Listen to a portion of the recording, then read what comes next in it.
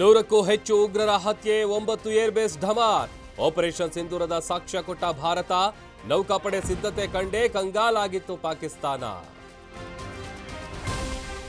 ಕದನ ವಿರಾಮ ಬೆನ್ನಲ್ಲೇ ಹೈ ವೋಲ್ಟೇಜ್ ಮೀಟಿಂಗ್. ಸಂಘರ್ಷ ಸಂಬಂಧ ಡಿಜಿಎಂಒಗಳ ಮಹತ್ವದ ಮಾತುಕತೆ.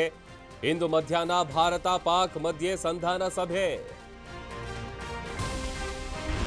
ಪಿಒಕೆ ಬಿಟ್ಟು ಮಾತನಾಡಲು ಬೇರೆ ವಿಷಯಗಳಿಲ್ಲ. ದೇಶದ ಆಂತರಿಕ ವಿಚಾರದಲ್ಲಿ ಯಾರ ಮಧ್ಯಸ್ಥಿಕೆ ಬೇಡ.